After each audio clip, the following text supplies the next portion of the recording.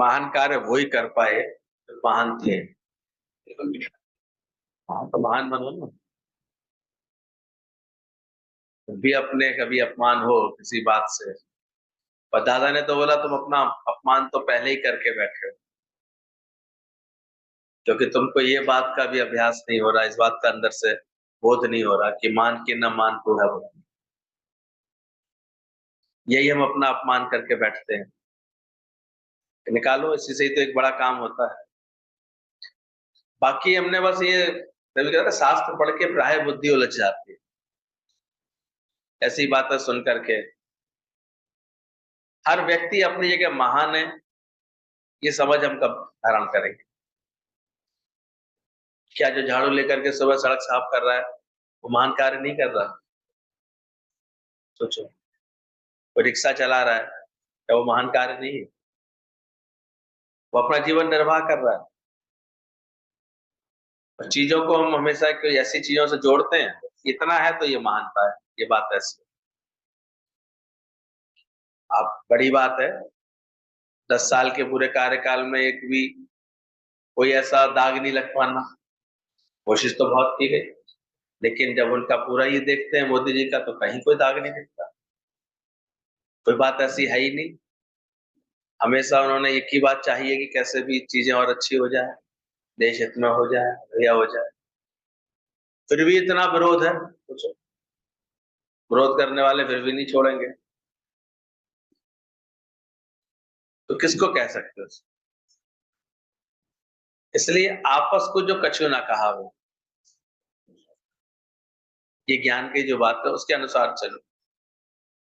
अच्छी बात है, चाणक्य ने अब वो अपमान से प्रेरित होकर के उसने फिर से ऐसे ठान लिया था कि नहीं मैं पूरा राजतंत्र बदल दूंगा, पूरी राजशाही बदल दूंगा। ऐसे भी प्रेरणाशाली लोग आते हैं। आज भी हम लोगों की जो पिक्चर में देख रहा था, मैं अटल हूं अभी आई थी, उसमें दिखाया था कहाँ तो कितनी दुर्दशा थी इस पार्टी की। एक या दो सीट भी जीत लेने में बड़ा ऐसे उठना पिटना पड़ता था इनको। फिर धीरे धीरे इनकी इनका आइडियोलॉजी लोगों को समझ में आई, पकड़ में आई। समझ में आया ये तो देश हित की बात सोच रहे हैं, ये तो बहुत आगे तक की बात सोच रहे हैं। और आज है कि बड़े चीख चीख के कह रहे हैं अब की बार। सो वैसे ही हम देख रहे हैं अच्छे टर्नआउट हुए हैं, वोट्स अच्छे निकल रहे हैं, हर जगह हो रहे हैं। लेकिन कितने सालों की 78 से, उससे पहले जनसंघ की तो कब से चल रही है। उसके बाद उन्होंने देखा कि ऐसे वैसे किसी को भी ले लो तो बात नहीं बनती। खास उनकी जो खुद की आइडियोलॉजी उसके हिसाब से चले वो 78 के बाद से, तब धीरे धीरे धीरे धीरे विस्तार कर रहे हैं। तो तुम भी अपने जीवन में देना तो पड़ेगा ही। तप रहित व्यक्ति को मैं कदाचित नहीं मिलता हूँ, भगवान ने बोला। तपस्या तो लानी ही पड़ेगी। हमारे यहाँ मन की तपस्या, वाणी की तपस्या, कर्मों की तपस्या है। कुछ चीज तपती है तभी कोई चीज अच्छी बनती है। रोटी भी तपती है तब वो सिकती है, तब खाने योग्य बनती है।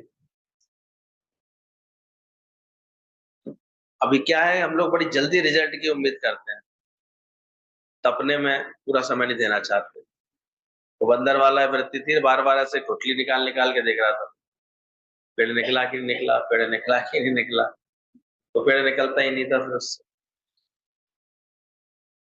तो धीरज रखें, संयम रखें, एक दिशा में लग जाएं। अभी हम ये देखें कि हम सत्संग के लिए समय भी कितना दे रहे हैं, लगन भी कैसी रख रहे हैं, और उस समझ के साथ जीना सीख रहे हैं। तो हम लोगों का बाहर का तो कुछ है नहीं, बाहर से कछु सूझत नहीं, पर अंतर्वर से नूर। ज्ञान एक समझदारी का नाम। मतलब भगवान को पाना नहीं है, कल भी हम लोग वाणी पढ़ रहे थे, भगवान को जीना है। भगवान पाओगे कहां से? मुंह को कहां ढूंढे रे बंदे, जो कण कण में व्याप्त है उसे ढूंढोगे कहां? असली बात है हम भगवान पने को जीने लगे। यानी हमारा चित्त हमेशा ऐसे सर्व के प्रेम में ऐसे वाइब्रेट होता रहे, अंदर से भाव आते रहे, अंदर से खुशी लगे हर बात की, हर बात में आनंद लगे, अंदर से भरपूरता लगे हर बात में। चिंता ना सताए किसी बात की, एक सही समझ आ जाए ना, झगड़ा ना लगे मन को किसी बात का, बस यही ज्ञान का स्वरूप है। ज्ञानी इसी को सफल कहता है। ज्ञानी के मन सदा आनंद। तो जब सत्संग में हम आते हैं तो देखें हमारे अंदर में जो जिज्ञासा है, जो परमात्मा को पाने की लगन है, वो भी कौन से प्रकार की विवेचना करते हैं जब, तो बहुत तरह से दिखता है। कुछ लोग तो दिए की तरह होते हैं, जैसे दिया जलाया, प्रकाश फैला, पर प्रकाश दिए तले क्या होता है, अंधेरा रह जाता है।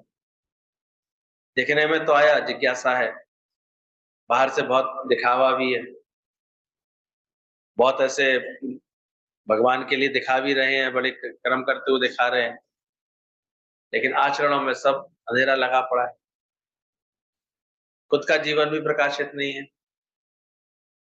तो फिर ऐसे ऐसे जिज्ञासा से क्या फायदा होगा। जिज्ञासा तो है, बात तो करते हैं भगवान पाना है, भगवान पाना है, भगवान को चाहिए, लगन भी है, पर वो दिए की तरह है जिज्ञासा, जलती है, फिर उसकी जहाँ उमंग खत्म हुई, लगन खत्म हुई, खत्म कुछ नहीं। दूसरा बोला गया था चूल्हे की तरह, चूल्हे की अग्नि, अग्नि के प्रकार है, दिया भी है, चूल्हे की अग्नि भी है। ऐसी अगर अंदर में हमारे जिज्ञासा है, तो चूल्हे की अग्नि से हम क्या उपयोग करते हैं, एक खाने का सामान बना ले, कोई सुख का सामान बना ले, तो एक अपने अंदर भगवान पाने की लगन रखता भी है, लेकिन किस सीमा तक, मुझे सुख मिल जाए, मुझे आराम मिल जाए, सुख बुद्धि तक, मुझे ये सुख प्राप्त हो जाए, भगवान अब ये मिल जाए, भगवान ज्यादातर देखो 90% लोग भगवान की भक्ति किस लिए करते हैं, उन्हें भगवान पाने की जिज्ञासा नहीं है, भगवान से कुछ पाने की जिज्ञासा है। इसलिए भगवान के विषय में वो नहीं समझ पाते। जिज्ञासा दिखाई दे कि बस सत्संग भी जाएंगे, भजन कीर्तन में भी जाएंगे, पर कहाँ तक सीमित है। वो कैसे चूल्हे की अग्नि के समान है, उनके अंदर किए थे खाना बनाना, बस सुख ले लो, कहीं से मेरे को आराम आ जाए, भगवान बस अब ये सब ठीक रखना, भगवान सब अच्छा करना, भगवान भगवान बस ये बात और सुन लेना, मेरी ये भावना और पूरी कर देना, मेरे ये सुख बुद्धि होती है, तो हमारी जो है जिज्ञासा यहीं तक रह जाती है। और इसमें जब कभी अनुकूलता आ जाती है, बड़े सुखी, बड़ी कृपा समझते हैं भगवान, बड़ी कृपा है आजकल मेरे ऊपर, भगवान ने देखो मेरे सब काम सुन लेता है, भगवान भगवान ऐसे कर देता है, और वो खुद भगवान नहीं हो पाता, ऐसी जिज्ञासा। तीसरा बोला गया है बादलों के बीच कड़कती बिजली, ऐसी भी जिज्ञासा देखी गई है। वो भी जो है कड़क हुई, बिजली देखी, अग्नि कड़की एकदम से, बिजली चमकी, पर वो ऐसे वहीं के वहीं लुप्त हो गई। अचानक तीज त्योहार पे, अचानक किसी धार्मिक दिन पर एकदम से बड़ी भावना प्रबल हुई, अब बड़े सात्विक दिखाई दिए, बड़े भगवान को भक्ति करने वाले दिखाई दिए, जैसे गुरु पूर्णिमा के दिन मेला लगा के आ गए, या गुरु के किसी खास दिन में मेला लगा के आ गए। ये सब कौन सी है, ये जिज्ञासा कौन सी है, ये जो है बादलों के बीच कड़कती बिजली ऐसी बोली है। चमकदार है, खामा खाओ, थोड़ी देर के लिए चमक है, खुशी है, बड़ा आज मजा है, बड़ा आज मजा है। गुरु जी को कभी नहीं ये पसंद आता था कि केवल तो यहीं तक सीमित रहो इससे, आज घर में कोई कारण आ गया, कोई बात आ गई, तो बस हमारी बात, बड़ा साहब धार्मिक दिख रहे हैं, बड़ा वैसे कोई मतलब नहीं। वैसे सालों फिर सत्संग वत्संग की बातों से फिर कोई मतलब नहीं रहता, और हमारे यहाँ ऐसा नहीं है।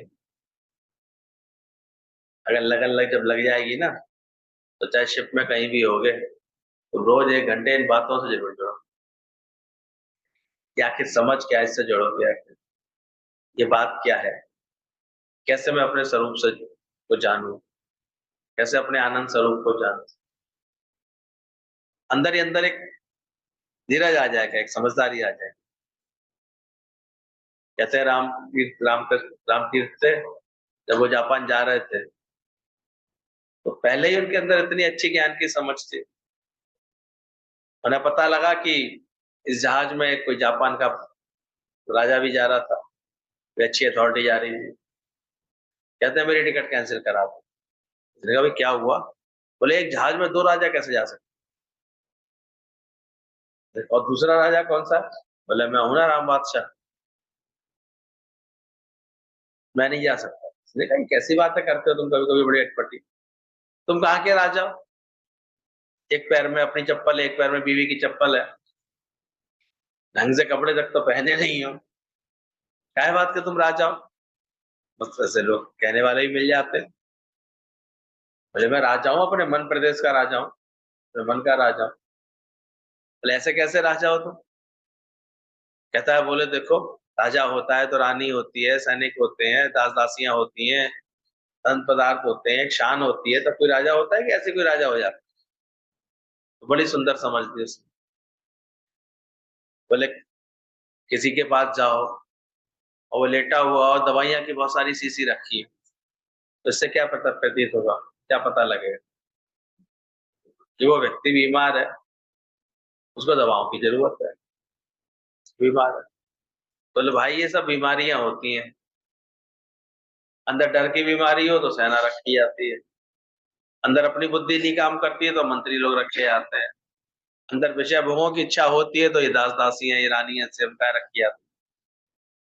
बोले मुझे जब ये बीमारी नहीं है तो मैं दवाओं की शीशी क्यों रखा? उसकी ऐसी ज्ञान की ऊंची समझ, और उसके बाद भी इतनी आत्मीयता से जब वो घूम के गया, भगवान ने मौका दिया तो गया विदेश तक। कहते हैं उस समय जो कौन सी गाड़ी आती थी, उसके मालिक ने उसको जो है, उसकी केवल एक मुस्कुराहट पर प्रसन्न होकर के उसको एक गाड़ी की चाबी देनी चाहिए कि मैं आपके, उसका प्रभाव देखा, उसकी बात देखी, बातें सुनी, बोला मुझे दिल कर रहा है कि ये गाड़ी आप मेरी तरफ से गिफ्ट रखिए और इसमें घूमिए यहाँ पर।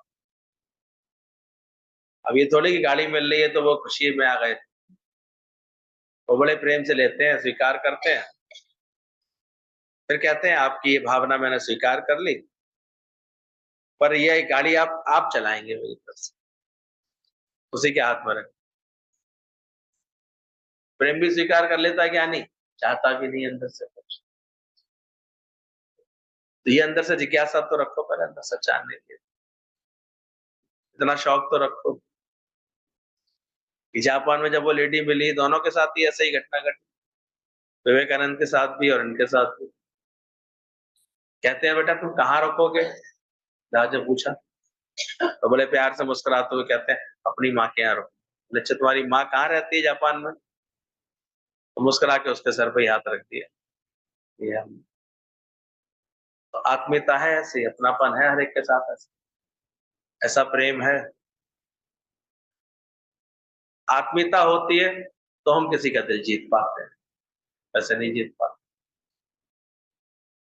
उस दिन ही बात चल रही थी कि राजा था तो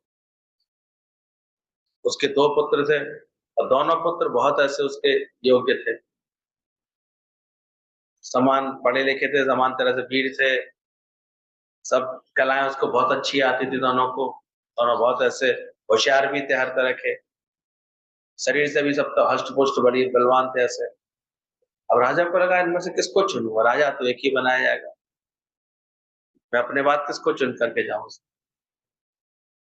उसने अपने मंत्री से बोला कि मंत्री जी आप कुछ सलाह बताओ। मंत्री ने गुरु के लिए बोला, गुरु से बात करिएगा इस बारे में, इतना गूढ़ विषय है। तो गुरुदेव की शरण में गए। गुरु ने कहा ठीक है, तुम दोनों राजकुमारों को बुलाओ और उनको बोलो कि जो मेरी एक शिष्या रहती है पहाड़ी के ऊपर, उसके आंसू लेके आ जाएगा, वही फिर राजकुमार बनाया जाएगा, वही राजा बनाया जाएगा। अब पहला राजा तो बोला अभी लो, अभी लेके, इसमें कौन सी बड़ी बात। तो घोड़े पे बैठ करके गया अपने 2-4 साथियों को लेकर के, कड़कड़ाते हुए पहुंचा ऊपर, हड़काते हुए बोलता है बढ़िया, चल जल्दी से आंसू दे दे। बोले अभी ऐसी पक्की थी, बोले, किस बदहोशी में रहता है तो काय को आंसू दूंगी मैं तेरे को? क्यों आंसू? तो मेरे आंसू कैसे ही होते हैं बहने के लिए। तो भाग यहाँ से। तो डराया धमकाया, फिर हाथ पैर भी जोड़े, बढ़िया टस से मछली। तो भाग ले यहाँ से, कोई आंसू आंसू नहीं मिलेंगे। तो लौट आया बेचारा। अब दूसरा वाला राजकुमार को मौका मिला। वो समझदार था भाई, एक तो कष्ट देके किसी के आंसू निकलवा भी लाए, वो आंसू बुरे होते हैं। उसने या करके गुरु की बात का मर्म समझा। बोले किसी के आंसू कब निकलते हैं, तो आप देखा करो। किसी का बहुत अच्छा भाव देखो, आदर देखो, अपने आप निकलते हैं आपके अंदर से। तो बहुत अच्छी बात है, अगर आप देखो गैजेट्स में देख लेते तो अचानक जो इमोशनल नहीं हो जाता, अपने आप निकलने लगते हैं। किसी अच्छा सीन को देख लो, ऐसे निकलने लगते हैं। क्यों निकलने लगते हैं? वो कह रहे हैं तुम बहाओ आंसू, और वो चीज आपको इतनी अंदर तक टच कर गई, अंदर तक आपको वो जो है बात एकदम से छू गई, आपको एकदम से आएंगे, भाव आएगा आपको। तो वो राजकुमार एकदम से साधारण होकर के गया और बड़े प्रेम से वहां अम्मा के साथ रहने लगा। पहुंच करके सारी सेवा कर दी उसने। ऐसे अम्मा पानी भरने आ रही थी, बाल्टी लेके दौड़ के पानी भर लाया। अम्मा की कुटिया साफ कर दी इतनी देर में, लकड़ी बिल लाया, सब कर। दिन भर बीत गया। बोले बेटा तू जाना नहीं है तेरे को? बोले अम्मा यहाँ बहुत अच्छा लग रहा है, यहाँ तो आबो हवा बहुत अच्छी है, यहाँ मुझे बहुत अच्छा लग रहा है। बोले मेरा कोई है भी नहीं, मैं यहीं रुक जाऊं? मैंने कहा रुक जा भले। अब रुका तो अम्मा का खाना भी बना दिया उसने। ला ला ला मैं बनाता हूँ अम्मा, मैं रोटी देख देता हूँ, मैं ऐसे कर। अभी अम्मा ने खाना खा ही रही थी, इतनी देर में सबकी सफाई भी कर दी। अम्मा देखिए ये बड़ा तो, इसके अंदर तो बड़ी जो है क्षमता है, बड़ा होशियार बच्चा है। रात को अम्मा के पैर भी दबाने बैठ गया, सेवा भी करके सोया अंदर से। सुबह अम्मा उठे उठे उससे पहले पानी वानी सब चीजें ला करके उसने सेवा में इतना निपुण था। अच्छी अच्छी बातें भी सुनाता, भजन भी गाता, भगवान के गुणगान भी कराता। तो उसी दिन में अम्मा को लगा ये कैसा देवता सा आ गया है, ये तो मेरे को बड़ी सुख दे रहा है, बड़ा प्रेम दे रहा है। हर वक्त अच्छा बोलना, अच्छा व्यवहार करना, अच्छी बात दिखाना, ऐसे करना। अम्मा बार बार बोले तो जाना नहीं है लौट के तेरा? अरे अम्मा मुझे यही अच्छा लग रहा है, कोई नहीं है मेरा, मुझे मैं यहीं रह लेता हूँ। उन्होंने कहा ठीक है। अब सेवा करके रहता है तो देखो उसको उसका रंग अच्छा भी लगता है। 3-4 दिन बीत गए तो राजा को लगा वो राजकुमार लौट करके ही नहीं आया। तो उसने जो है भेजा, अपने मंत्रियों को भेजा, जाकर के लेकर के आओ राजकुमार कहाँ रह गया। और वो राजकुमार के पास पहुंचे तो अम्मा के साथ ही बैठा हुआ था वो, बढ़िया बढ़िया बातें सुना रहा था, अम्मा को हंसा रहा था। कहते हैं राजकुमार जी चलिए, पिताजी आपकी याद कर रहे हैं, आपको बुला रहे हैं। अम्मा कहती है राजकुमार है? बोले हाँ, आपने पहचाना नहीं हमारे छोटे राजकुमार? अम्मा को बड़ी हैरानी लगी। कहते हैं ये कैसे? और उन्होंने जो है अच्छे से जो है उसको बोला, बोले तुम यहाँ से बेटा कैसे ऐसे रह गए? तुम्हारे पिताजी तुम्हारी याद कर रहे हैं। बोले चला जाऊंगा अम्मा, चिंता मत।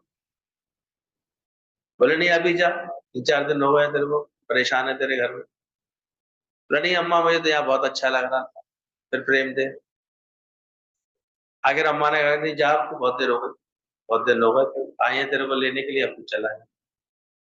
जाने लगा, अम्मा की आंखों में अपने आप आंसू आ गए। बोले ठहरो अम्मा लाओ। जल्दी से उसने आंसू भरे, अपने टोपी में भरे और चल दिए। बोले जल्दी आऊंगा अम्मा, फिर आऊंगा। तो कौन आंसू ला पाया? तो अंदर देखे हम भी, कहीं भी रहते हैं, कुछ भी करते हैं, ऐसी आत्मीयता रखते हैं, ऐसा प्रेम रखते हैं। कर्म तो सभी करते हैं, पर ये समझ है, एक गुरु से जुड़ करके बड़ी आत्मीयता रख के, प्रेम रख करके ये ज्ञान का व्यवहार करता है, सत्संग का व्यवहार करता है ऐसे। और एक जो है केवल बाहर बाहर तक ही सत्संग भी आता है तो ना किसी से दोस्ती करता, ना किसी से बात करता, ना कभी गुरु के आगे कोई भाव रखता, प्रेम रखता। तो फिर क्या उसका आना जाना फिर ऐसे ही रह जाता। और एक ये बात है, समझ करके, ज्ञान की बात समझ करके खुद अपने प्रेम का इतना अच्छा किला बना ले। खुद चेक करो तुम्हारे अंदर कौन सी जिज्ञासा है, केवल बाहर दिखावे वाली तो नहीं है। चौथी और सबसे अच्छी उत्तम जिज्ञासा होती है बड़वाना लगने वाली। वो भी एक प्रकार की अग्नि होती है, दिया की में भी अग्नि होती है, चूल्हे में भी अग्नि होती है, बोला बिजली कड़कती बिजली के अंदर भी अग्नि होती है। लेकिन चौथी अग्नि बोली गई है बड़वाना लगनी। वो दिखती नहीं है भले ही, कहते हैं समुद्र में अंदर एक खास बड़वाना लगनी होती है, जिसकी वजह से समुद्र का पानी सारे कंट्रोल में रहता है।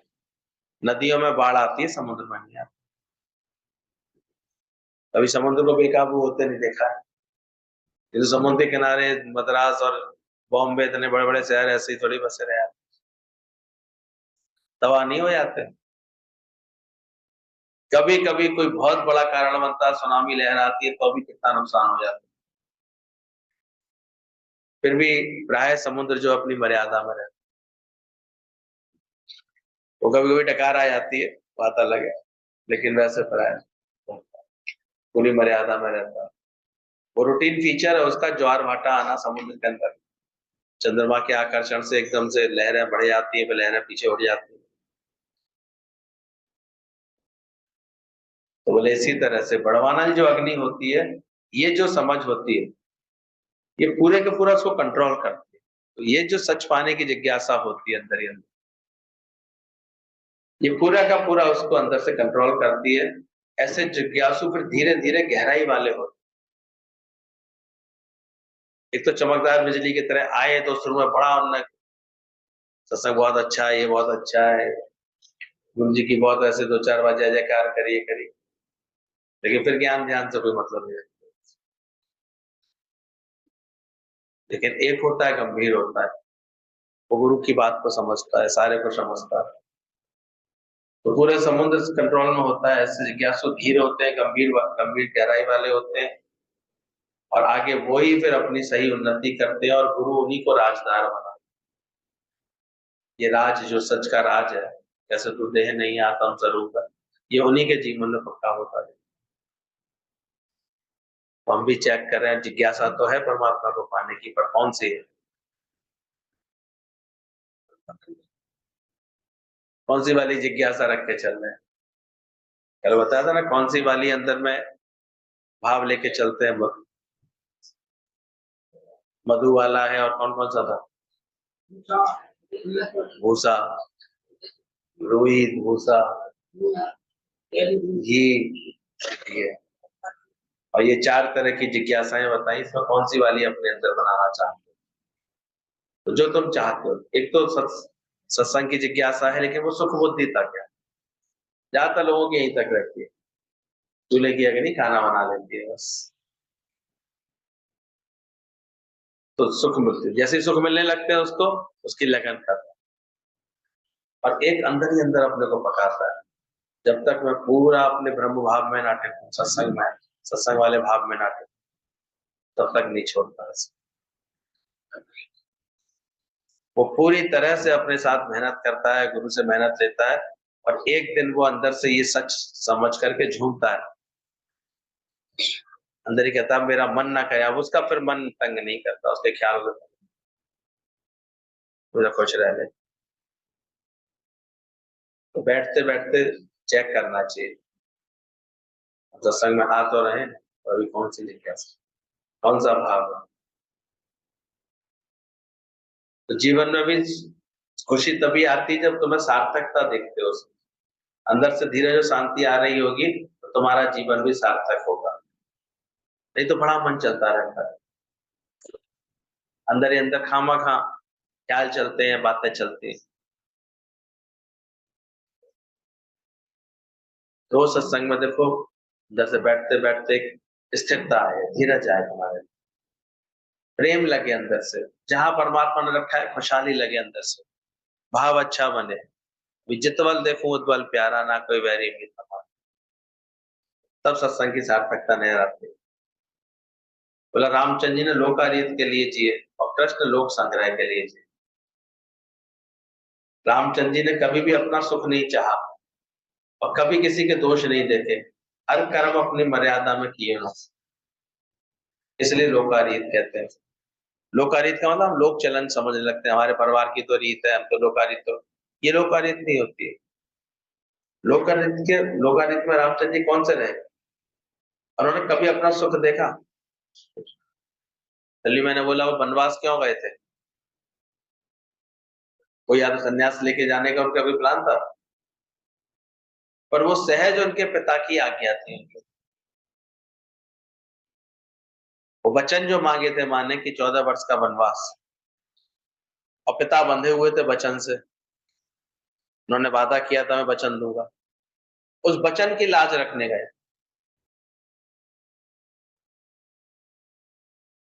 लोग संन्यास लेकर के चल देते हैं तो ऐसे थोड़ी, वचन है, उन्होंने वचन पालना,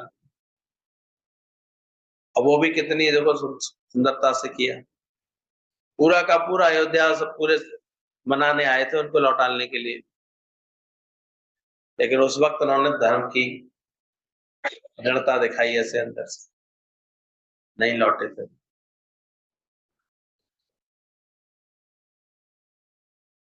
तो तभी तो बोला राम वन में गए तो बन गए। अब उसके पहले कहना तो बड़ा आसान है कि चाणक्य ने ऐसे किया, पर ये भी तो देखो उसके अंदर में भाव कैसे थे, कैसे उसके अंदर में एक स्वप्न था कि मैं अपने देश को ऐसे बलशाली बनाऊंगा, ये देश मेरा जो बटा हुआ है तो उसको एक समृद्ध राज्य बनाऊंगा।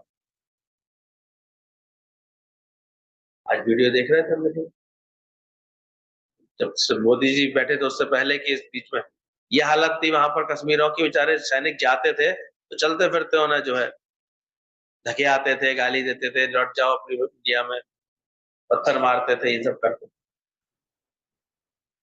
इतने दृढ़ होकर के चले और आज कैसे बदल दिए। तभी तो दावा कर रहे हैं जो ऑक्युपाइड कर लिया है वो अपने आप आकर के मिलेगा, दावा ऐसी स्थिति बना देंगे। इतना अच्छा शासन देने की कोशिश करेंगे, नहीं तो हालत क्या बना देते हैं देखो। हमारे ही देश की सेना हमारे ही देश में दुत्कारी जा रही है, जो तियाई जा रही है, ऐसे ऐसे कैसा बन जाता है वातावरण। और एक आज स्थिति है कि कोई बदमाशी करे तो बुलडोजर आता है सपने में, यार बाबा ऐसे कर देंगे। और ज्यादा सभा चल रही थी, मोदी का रोड शो था, किसी आतंकवादी ने कहा मौका बहुत बढ़िया है, उड़ा दो, लिहाज उड़ा देते हैं इसको। उसका साथी कहता भूल गई मैं सोच लियो बेटा, इसे उड़ा भी दिया तो तू जानता नहीं है क्या होगा। भाजपा 400 क्या 600 पार हो जाएगी, फिर पूरी 500 पार हो जाएगी, और उसके बाद मोदी तो बचेगा नहीं, आएगा दूसरा बाबा, वो तो और ज्यादा, उसके बाद क्या हाल होगा तुम सोच सकते हो। तो ऐसा सीन बना दिया उन्होंने। भय बिन होई ना प्रिय, सही समझ दे दी है, सही सही संगठन दे दिया, सही बात दे दी, लोग उसको केवल इसी नजर से देखते हैं कि हिंदू मुसलमान हिंदू, और सच तो यह है कि इस देश में भी अगर हिंदुओं का अगर रक्षा नहीं होगी, उनके अगर आस्थाओं की रक्षा नहीं होगी, अगर उनके अच्छे भावों की रक्षा नहीं होगी तो कहाँ होगी, कहाँ जिएंगे। इसलिए आज आपका एक बटन, जरा राहुल गांधी गया और पूरी ईवीएम मशीन को देखते हुए घूरते हुए कहता है भाजपा का बटन दबा कैसे हराना है।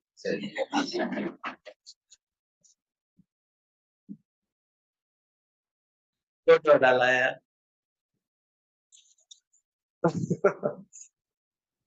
इधर से देखना तुम्हारा भी वोट सही जगह है, तुमने भी चुन लिया है कि मुझे अपनी आत्म स्थिति में आना है, ज्ञान की स्थिति में आना है। ऐसा मन बना के रहना कि मेरा मन अब किसी बात में ऐसे कभी भी शिकायत ना लाए, किसी बात से ऐसे अंदर में उड़े नहीं जले नहीं कभी ऐसे सही समझ के साथ जिए। हम देखते हैं हर तरह की विकास अपने आप होता है जब आप जो है खुशी में रहते हैं। खुशी जैसी खुराक नहीं और चिंता जैसा कोई मर्ज नहीं। तो ये खुशी हमारे जीवन की एक खुराक बनती है। तो प्रेम के साथ जब जीने लगते हैं, पवित्रता के साथ जीने लगते हैं हम, अच्छे एक निमाड़ेपन के साथ जीने लगते हैं, तो ये जैसे जैसे भगवान के साथ जी रहे हैं आप, आनंद के साथ जीने लगते हैं। तो हमारे यहाँ गुरु ने ये नहीं कहा कि भगवान को पाना है, जीना है, वो सच्चे अनुभव के साथ जीना है। यानी कि मन सदा। तो देखना ऐसा अष्ट कमल दल खिल गया कि नहीं तुम्हारे अंदर।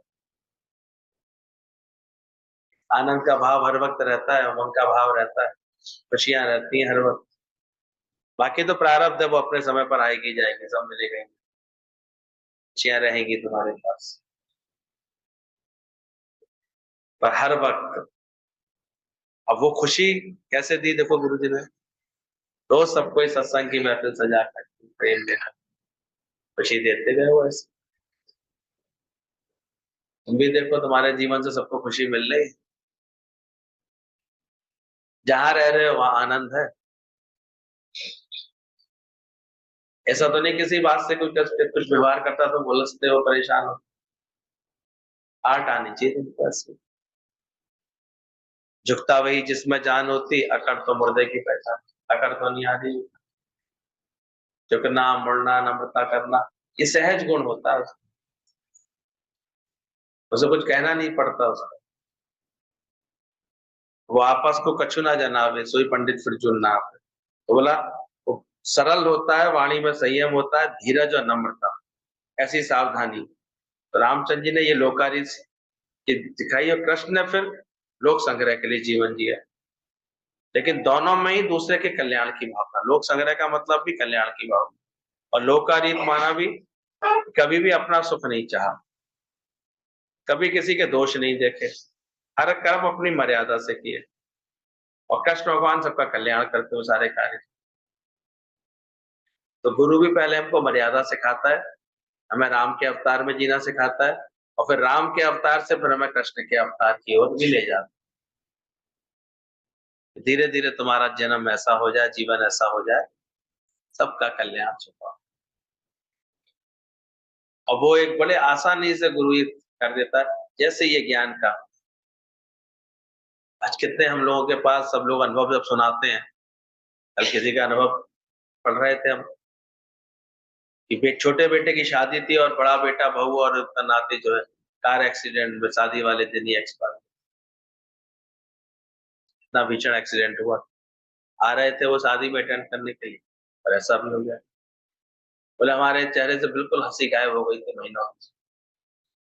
लेकिन जब उन्हें ये सत्संग मिला, भोपाल के लोग थे, सत्संग मिला, कुछ दिनों ये सच सुना। इस सच में कैसी ताकत है, कैसे दुख भुला नहीं देता, सारे बातें खत्म नहीं करा देता, समझ में आता है हिसाब किताब ऐसा ही। और अब जब वो मिलते हैं, जब भी दादाजी के सत्संग में, हमेशा ऐसे प्रसन्न मिलते हैं। बहुत दिनों बाद पता लगा कि उनके संग ऐसी घटना घटी थी। बड़ी से बड़ी बात तो हो जाती है कि रोज का सत्संग है इसके जीवन में, कैसे शांत हो गया। तो गुरु भी हमको इस लोक कल्याण वाले सेवा कार्य में लगा देता है। तुम भी जाकर के ऐसे बनो भी और बनाओ सबको जाकर के सच सुनाओ। ऐसी लगन दो सबको, ऐसे आप जपे और नाम जपा। ये सत्संग धीरे धीरे हमको, भगवान ने कहा योगक्षेम का भार मैं उठाता हूँ। जब तुम परमात्मा से योग लगाते हो, तो कौन से योगक्षेम का भार भगवान उठाता है? क्षेम माने सलामती, और योग माने परमात्मा से मिलन। योगक्षेमम भाम्यम, हमारे कौन सी है, कौन सी LIC, उसका महामंत्र है। भगवान ने भी गीता में बोला है कि जो मेरी शरण में आते हैं, मैं उनके योग क्षेम का भार उठाता हूं। लोगों ने सोचा अब तो भगवान के ऊपर हमारा सारा भार है, और भगवान ने उसे और प्रिसाइज किया गुरु जी ने बोले योगक्षेम का मतलब समझा तुम? भगवान की कृपा किसका भार उठाएगी? तुम्हारे योग का। अगर तुम लगन रखोगे तो तुम्हारी परमात्मा से लगन जुड़ी रहे, परमात्मा से जुड़न बनी रहे, तो परमात्मा से मिलन की जो लगन होती है उसकी सलामती, ये भगवान की कृपा होती है। अगर हम सच पाने की लगन रखते हैं तो हमें सत्संग नहीं पहुंचा देता। ज्ञान पाने की लगन रखते हैं तो परमात्मा कहीं ना कहीं किसी अच्छे सत्संग से नहीं जोड़ देता। ये कृपा किसने की? ये किसने हमें सत्संग में बुलाया है? ये किसका निमंत्रण है? और आने के बाद अपने आप लगने लगता है, जैसे मन को लगता है हाँ यही चाहिए था, यही समझ चाहिए थी। या बाहर से कुछ गुरु और भी नहीं, कुछ कर्म भी नहीं करा रहा कि दीपक जलवाए तुमसे, अगरबत्ती जलवाए, आरती पूजा कराए, ये भी नहीं, कोई और कर्म भी नहीं। पर कहीं ना कहीं मन को ऐसे रजा में राजी रहने का ज्ञान, मन डन करता है हाँ ये this is the right choice है। ऐसे लगता है कि यही तो चाहिए था, और क्या चाहिए। आनंद में ही रहना सिखाए मेरे, तो गुरु की बड़ी कृपा होती है हमारे ऊपर, समझना। भगवान ये योगक्षेम का भार, जो जिसकी लगन बढ़ती आती है, आप देखो उसके सत्संग की सलामती करता है भगवान। आज हम लोग कभी कहते देखते हैं कि इतने सालों से एक दिन भी कभी ऐसा नहीं आता है जो सत्संग को कभी रुकावट आती।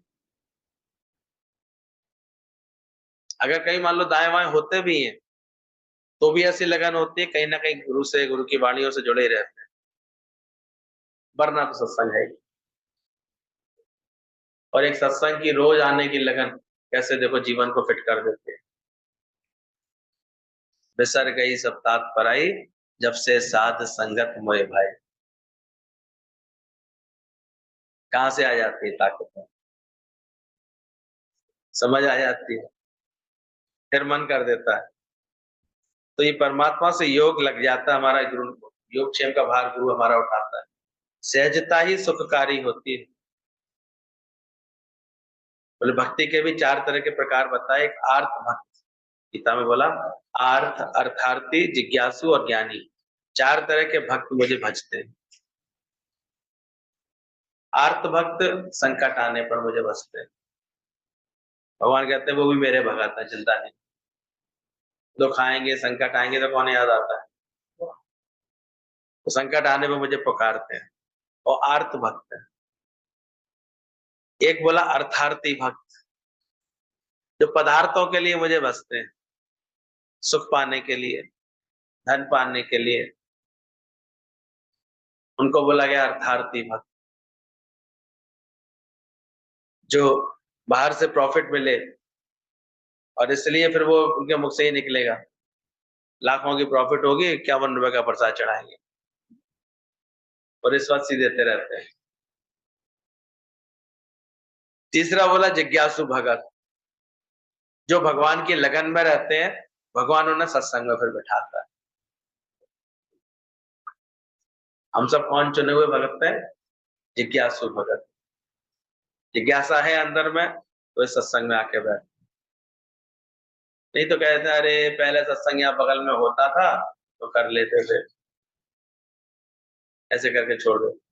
जिज्ञासा जिसकी तीव्र होगी वो तो ढूंढेगा ना, अब कहाँ मिलेगा सत्संग, कैसे मिलता है, रोज का सत्संग कहाँ मिल सकता है, कैसे जाना है मुझे सत्संग, वो तो ये सोचेगा।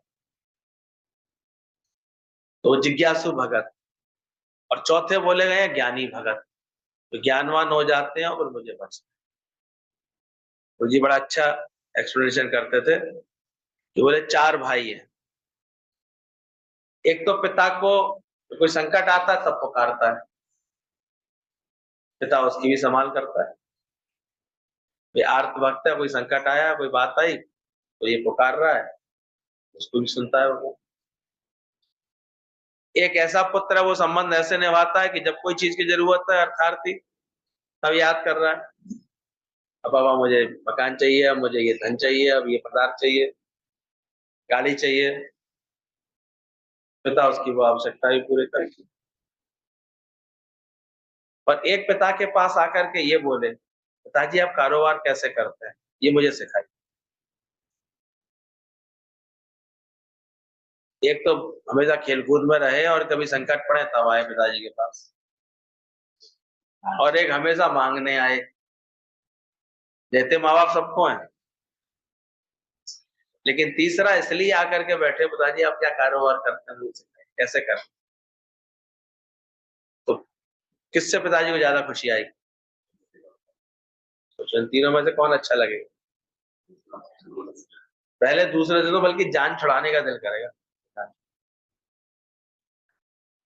फिर आ गया माँगने, वैसे कोई मतलब नहीं है इसे, वैसे कुछ लेना-देना नहीं है, ऐसे लगेगा। तो दुनिया में जो आर्त और अर्थार्थी प्रकार के भक्त होते हैं ना 99%, भगवान इसलिए ऐसे बैठे हुए हैं, कीप सेफ डिस्टेंस। तो ये नहीं समझ रहा भगवान बहुत पसंद करते हैं, उनको पसंद नहीं करते।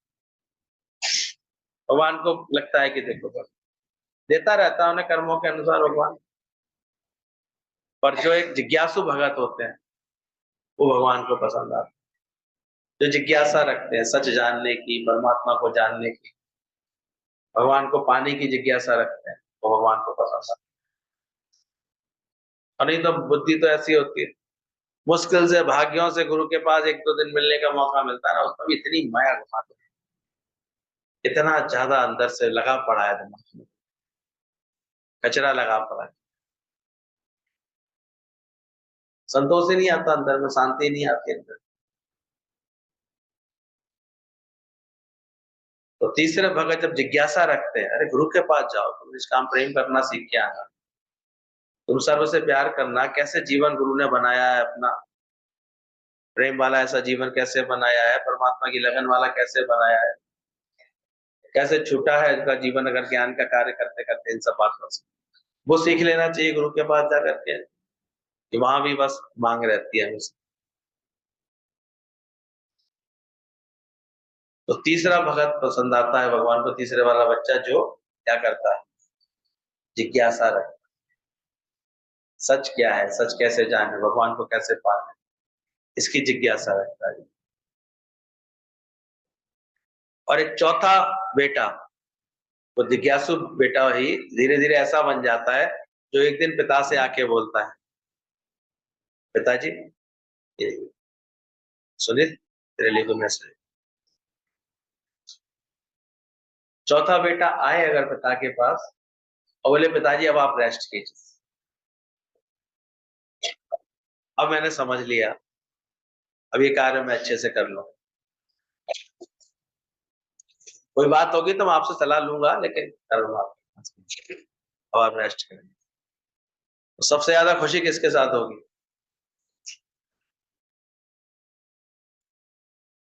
जो भगवान को भी ऐसे फ्री करेगा। वो ज्ञानी भक्त बोला गया। भगवान को कैसा कर देता है? फ्री। अब मैं हूँ ना, आप चिंता मत करो, सबको प्रेम मैं भी कर लूँगा। सबको आनंद में भी बाँट दूँगा। सबको ये उमंग मैं भी दे दूँगा, खुशी में भी। भगवान ये तो चाहता है हम खुश रहें, आनंद में रहें, भरपूरता में रहें। पर ये गुरु आ जाता है, जब ज्ञानवान ज्ञानी जीवन में आ जाता है, तो अपने आप सब होने लगते हैं कि नहीं होने? तो सबसे अधिक प्रसन्न भगवान किससे होगा? तो अगर ये तुम चाहते भी हो भगवान मुझ पर कृपा बरसाए, प्रसन्न हो, तो कब होंगे? तो कब होंगे? जब तुम ये परमात्मा के इस रहस्य को पढ़ लोगे, समझ लोगे, सीख लोगे और भगवान को निश्चिंत कर दोगे। और जो जब तक मांगते फकीर रहते हैं, तो भगवान को नहीं अच्छा लगता। इसलिए 2 प्रकार के भगत ज्ञान में दिखाई देंगे तुम्हें, जिज्ञासु भगत और फिर ज्ञानी भगत। जिज्ञासु भाव लेके आता ज़रूर है, लेकिन बाद में क्या बन के निकले? ज्ञान। ज्ञानी के मन सदा। आर्त और अर्थार्थी तो नहीं बैठे यहाँ ज़्यादा वो? हुँ? गड़बड़ हो गए। ध्यान रखना।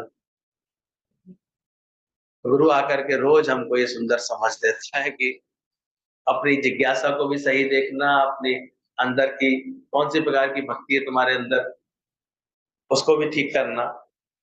जो करते जाते हैं तो उसका फिर परिणाम दें।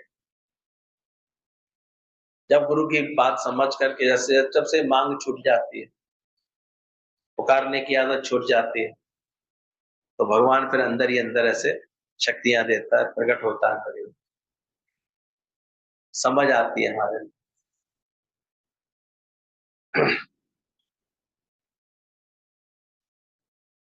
एक शिष्य था,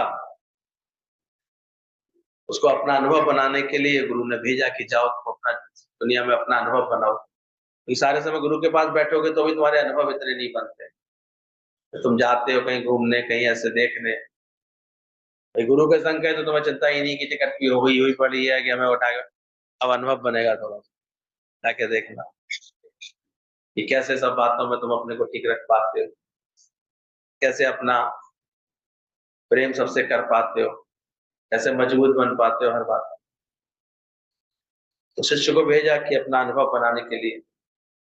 उसने जब जब देखा, जंगल में जा रहा था भिक्षा मांगते हुए, तो उसने देखा कि एक घायल शेर था, तो लोमड़ी रोज आकर के उसको कुछ ना कुछ ऐसे खाने का सामान शेर के आम डाल जाता। उसे देख के बड़ी हैरानी हुई, बोले ये तो जो है, और घायल शेर को जो है खुद आकर के इतने भगवान इतनी रक्षा करता है। बोले इन जीवों में जब ये समझ है एक दूसरे की ऐसी रक्षा करने की, जब घायल शेर को खुद आकर के भगवान ऐसे खिला रहा है, तो क्या मुझे नहीं खिलाएगा। और उसने जो है वहीं पर ऐसे बैठ गया वो, बोले अब मुझे कुछ करने की क्या जरूरत है, आज मुझे भगवान ने ऐसा दृश्य दिखा दिया, अब तो मैं कुछ करूंगा ही नहीं, अब तो आराम से हाथ पे हाथ रख के बैठ गया, वहीं बैठा रहा। 2-3 दिन भूख प्यास में गुजर गए, और उसे लग रहा था भगवान मुझे भी खिलाएगा या मैं घायल शेर को खिलाता है। उसके पास कोई आया ही नहीं खाना पीना लेकर।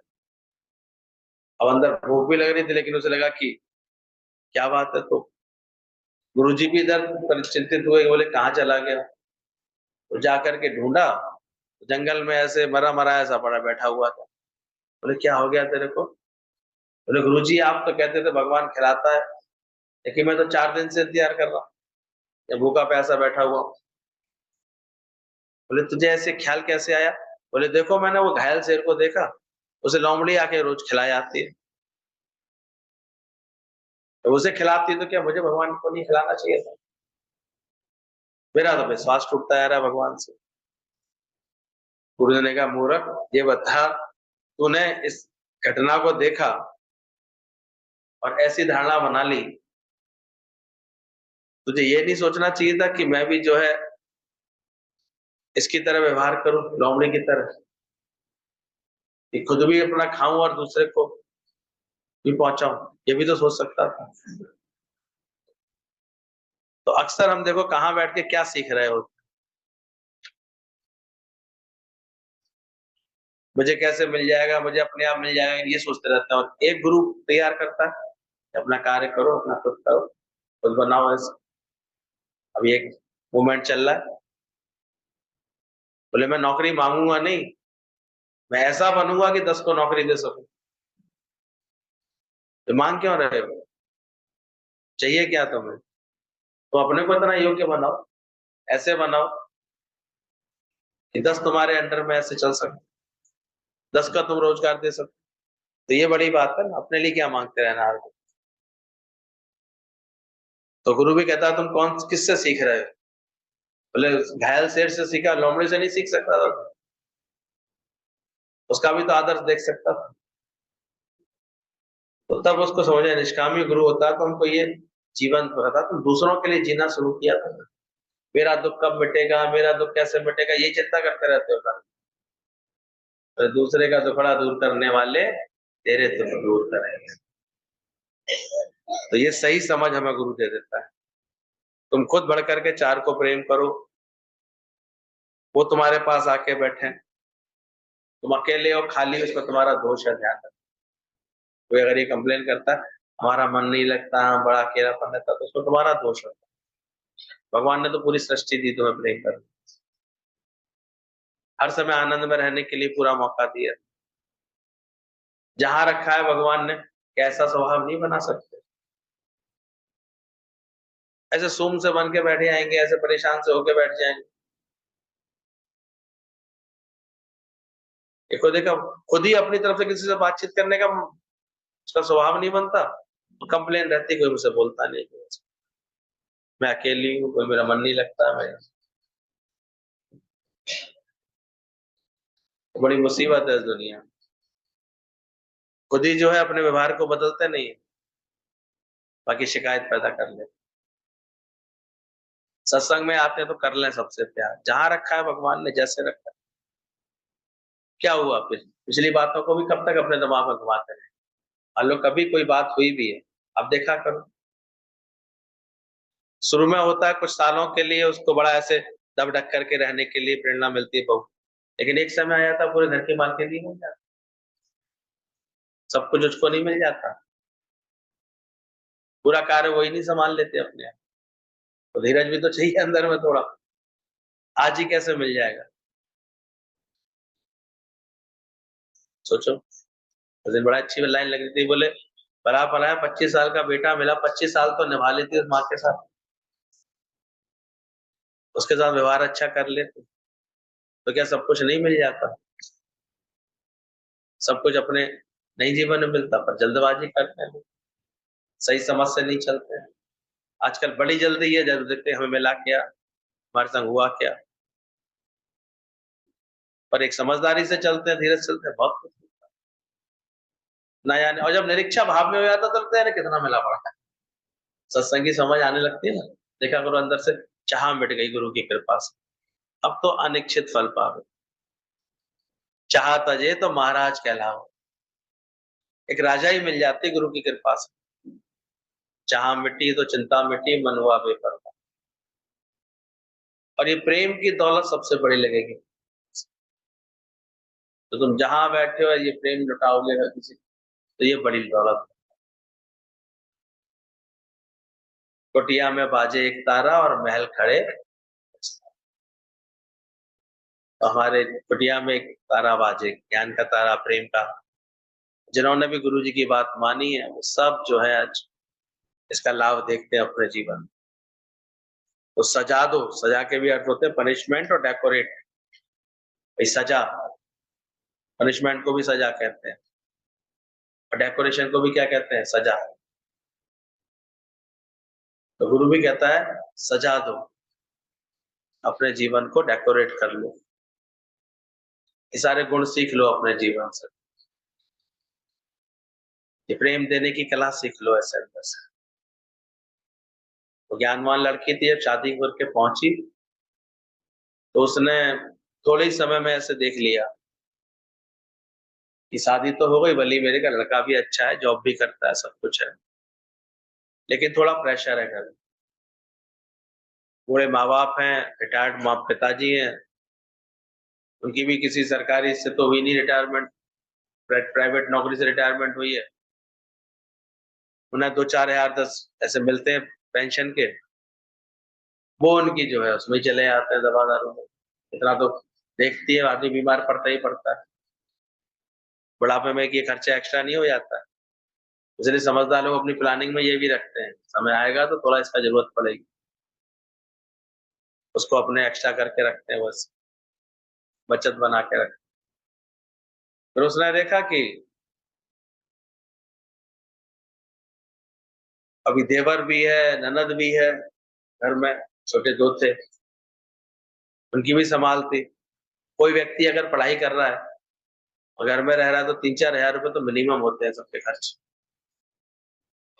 तो पढ़ाई का खर्चा, किताबों की जरूरत, कपड़े लत्तों की जरूरत, चीजों की जरूरत, बोले इसका भी प्रेशर है। उसने पता कर ली कि पति की तो तनख्वाह 18 हजार के लगभग है, लेकिन इसमें खाने पीने का खर्च, सबके थोड़ी बहुत आवश्यकताओं का खर्च, उसने तुरंत जो है 15 दिन में ही समझ लिया इस घर में मुझे कैसे रहना है। कोई कोई तो पूरा पूरा जीवन निकल जाए, समझ ही नहीं पाते थे, झगड़े ही झगड़े में मन निकाल देते हैं पूरा, और तरह तरह की ऐसे दिखाते रहते हैं, नॉर्मल बिहेव नहीं कर पाते, नॉर्मल नेचुरल नहीं रह पाते। अकड़ में, तकड़ में, झगड़े में, बुराइयों में, खराबियों में, इसी में उनका जीवन पूरा घूम जाता है।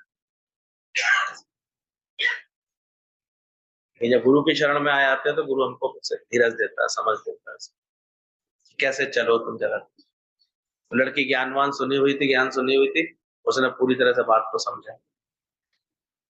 उसने सबसे पहले तो कुछ समय बाद ही अपने पति से ऐसे बोला, बोले सुनो, हमें अपने बच्चे पैदा करने के लिए कोई जल्दबाजी नहीं करनी।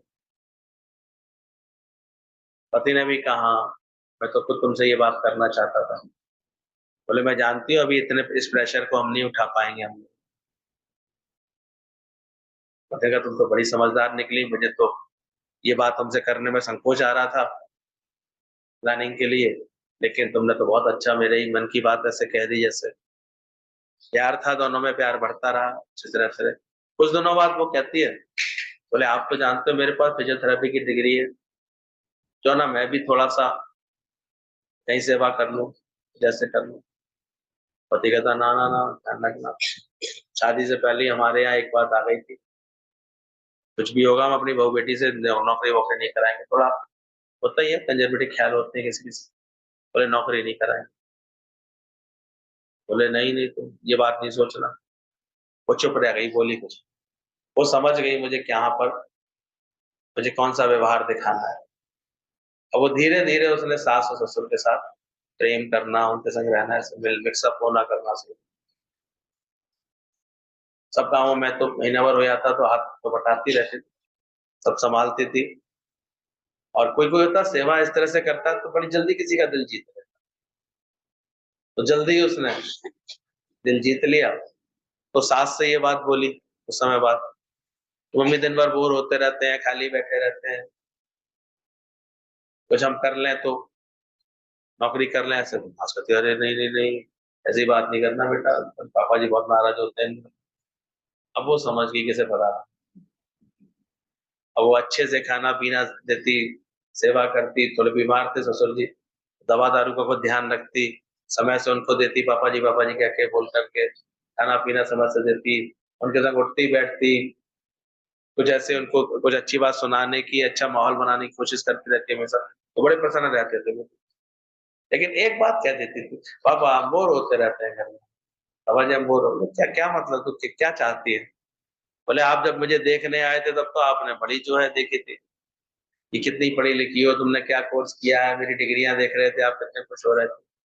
बोले तो, और होशियार इतनी थी, उसने साल भर के अंदर ही पता कर लिया था कि कॉलोनी में एक बढ़िया ऑर्थोपेडिक्स हॉस्पिटल भी है और उसमें फिजियोथेरेपिस्ट की जरूरत भी है। केबिन बन तो गया है लेकिन केबिन अभी खाली पड़ा है, कोई यहाँ है नहीं सेवा करने वाला। कहती है बस आप बुरा नहीं मानना पापा, मुझे एक बात मुझे कहनी है। बोले क्या? अरे आपकी तो इस मोहल्ले में बहुत धाक है, आपको सब पहचानते हैं, तो थे भी अच्छे, सोशल थे थोड़े से, सब आपको जानते हैं, आप कहेंगे तो मेरी नौकरी जल्दी लग जाएगी। अरे तो ससुर ने कहा नौकरी क्या मतलब? लेकिन जो प्रेम कोई करता है ना, दिल जीत लेता है, तो फिर उसकी बात का मान करने का मन करता है। उसको भी लगा ठीक है बेटा मैं देखता हूँ, और ऐसे करके उसकी वो ससुर के कहने पर ही वहां पर ऐसे, क्योंकि उसने सही तरह से बात को रखा ना कि मैं 11-12 बजे करीब जाया करूंगी पापा जी, जब ये सब निकल जाते हैं, खाना पीना हो जाता है, आप भी रेस्ट करते हो, सब जाऊंगी 4-5-6 बजे लौटाऊंगी, 4-5 बजे लौट, फिर आकर के सब चीज सेवाएं संभाल लो। और एक आजकल होता है, नौकरी करने लगी तो मजा आ रहा है, फिर कोई काम ऐसे करने के लिए उन्हें थक गई हूँ मैं, नहीं करती रहूँ, नहीं मरती रहूं, ये होता है। अब वहां कैसे काम होता है? कुछ ही दिनों में उसने फिर अपना एक्स्ट्रा 10-12 हजार की सेटिंग कर ली, और जब घर में थोड़ा पैसा अच्छा हो जाता है तो और सुख से रहने लगे। अब तो जो दिल करता था वो खरीद के लाने लगे, ऐसा ही तो होता था। जो अच्छा लगे वो अपने लाते थे, कुछ करते। एक होता है शुरू से ही ऐसे खामा-खा मामले को ऐसे डरा के रखते सबको, एक होता है सबको प्रेम में रख के सब पनपते हैं उसमें, खुश रहते हैं। छोटी-मोटी और ज़रूरत होती थी घर में, कोई कोई चिल्लाने की ज़रूरत होती थी, टीवी लगवा लिया, ये करवा लिया, एसी लगवा लिया, पैसा आता तो ये सुख नहीं आया था, सब चीज़ें लगे आप, खुशी से रहने लगे। ज्ञान का स्वभाव होता है तो हर बात का कितना एक तरीका होता है करने का, कैसे करें, कैसे उसको रास्ता निकालें। और अज्ञानी तो पहले ही दिन बोल करके और मन करके और बाद में परमानेंट धारणा बना करके, इन्हें तो मेरी कोई खुशी पसंद ही नहीं है, इन्हें तो मेरी कोई बात पसंद, ऐसे बना के अपने जीवन को ऐसे खुद खराब कर रहे हैं। क्योंकि ऐसा होता नहीं है, इतना होता नहीं, लेकिन मन में धारणाएं बन जाती, बातें ऐसी बन जाती। फिर एक दिन जो है देवर बोल के गया कि भाभी जो है आज मेरा बर्थडे है, मेरे दोस्त लोग आएंगे, आप ये फलानी चीज बना लेना। फिश वगैरह खाते थे, बोले फिश के लिए बोल के गया। इत्तेफाक से कोई बात हो गई थी, मार्केट बंद हो गया दोपहर से, तो वो चीज नहीं ला पाई वो। अब देवर को तो लग रहा था कॉलेज से आऊंगा तो मैं दोस्तों को लेके आऊंगा तो ये खिलाऊंगा सबको। पता लगा कि वो चीज देखी उसने कटोरदान में थी नहीं, वो तो डॉगों में कुछ था ही नहीं ऐसे। और सामान बहुत अच्छे रखे हुए, हलवा बना हुआ था और अच्छी चीजें बनी हुई थी ऐसे। और उसको जो इच्छा होती है तो आदमी का मन भड़क गया। वो एकदम बोले, ये क्या भाभी आपने वो चीज बनाई नहीं, दिन भर आपको फुर्सत ही नहीं मिलती, एक चीज मैंने बोली थी वो भी आपने नहीं किया। गुस्से में कुछ बोलने लगा। तो पति को भी जो अंदर था उसे लगा तो कैसे मिसबिहेव कर रहा है, इतना तो किया तुमने। वो अंदर गई जब पति के पास तो कहती और मरो इन्हीं के लिए सोचती रहती है। उसने भी ताना मारा, कहती आप धीरज हो। पति बोलता मैं अभी जाकर के इसको समझा के आता हूँ। ना ना ना, ऐसी गलती नहीं करनी, आज उसका शुभ दिन है। इतनी सी बात तो आपको भी समझनी चाहिए, अगर किसी चीज की सुबह से इच्छा हो वो अचानक ही चीज बदल जाए तो थोड़ा बहुत क्रोध नहीं आ सकता? बताओ कभी, आ सकता है ना? अब तो परेशान होने की क्या बात है उसमें। उसको इतनी समझदार थी, उसने तो शांत किया। अब शांत करके थोड़ी देर बाद देखा जो दोस्त आए थे ना वो ही उल्टा कहने लगे, वो ही उसको बोलने लगे कि तूने क्या किया, स्वामी ने इतनी अच्छी चीजें बना के रखी, मेरा घर होता था ना तब तक तो महाभारत हो जाती, इतना मुझे ऐसे होता, मुझे इतनी भी अकल नहीं है, ऐसे बोलना चाहिए, ऐसे कहना चाहिए। और मुस्कुराती कहती है, बोले सुनो, हम चुप रहे, आप चुप रहे तो देखो क्या भगवान समझा नहीं रहा उसको, तो देखो कैसे बोल रहा है कि हाँ गलती हो गई, मैं जाता हूँ भाभी से सॉरी बोल रहा है। तो ये धीरज विज्ञान से आता है, नहीं तो बड़ी जल्दी हम चीजों का बुरा मान लेते हैं, चीजों को गलत तरीके से देखने लगते हैं, चीजों का बुरा प्रभाव समझने लगते हैं। सत्संग होता है तो धीरज रहता है, झुकना मुड़ना ये सीख जाते हैं, शांत रहना सीख जाते हैं। इसलिए किसी के जीवन को अगर सही प्रेम से सही ज्ञान से भरना है तो कहाँ आना पड़ेगा?